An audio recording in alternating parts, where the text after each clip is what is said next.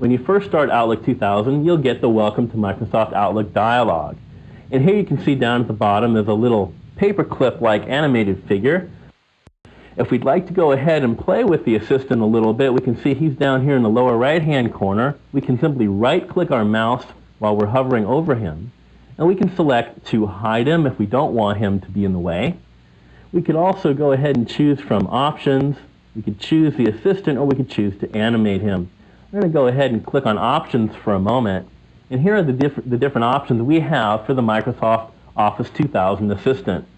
We can choose whether we want to use the Office Assistant by clicking this checkbox right here at the top, and of course if we don't, all of these other options go dim.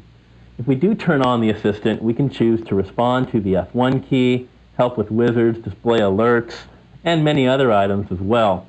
One interesting item over here on the right is we can have him move out of the way if he's in the way and we're trying to get something within the program. We can also take a look at the different tips. For example, we can show tips about using features more effectively, using the mouse, tips about keyboard shortcuts. We can choose to only show high priority tips, or we can show the tip of the day when starting up. And if we don't want that, we can simply uncheck that box and leave the checkbox blank. If we'd like to reset all the tips, we can do that by clicking Reset My Tips.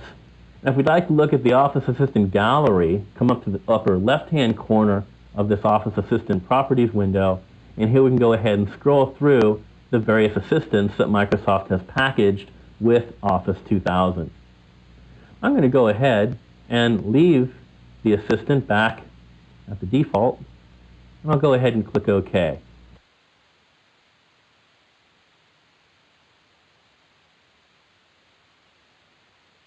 I'm back at the Outlook 2000 desktop. Now that we've seen the Welcome dialog and the Office 2000 Assistant, let's get comfortable with the overall look and feel of Outlook 2000. When you start Outlook 2000 for the first time, you're left here at the inbox or the messaging window. We can see the first pane right here is the message area. This is where all your incoming messages are stored. And we can see you get one message automatically from Microsoft saying welcome to Microsoft Outlook 2000. If you look in the lower half of the window, or the lower pane, we can see this is called the preview pane, where you can preview your messages without actually having to go ahead and open up the message. You can go ahead and preview exactly what's in the message above. Coming up to the top of the Outlook window, we can see, like all Windows programs, we have a menu bar. We can move as we move over to the right. We see the different options or commands that are available to us. Just below the menu bar is the toolbar or the taskbar with other commands, but these are all based off of icons rather than off of text menus. Below that, we can see we have a banner area. Here we can see it says Inbox. So if I go ahead and click on Inbox, we can see we get our folder list. So this is a list of all of our folders that we work with here in Outlook 2000. If I click this push pin one time, it'll go ahead and keep this folder list from closing. If I don't keep it open like that, if I just open it like this, when I click off of it, the folder list window automatically closes.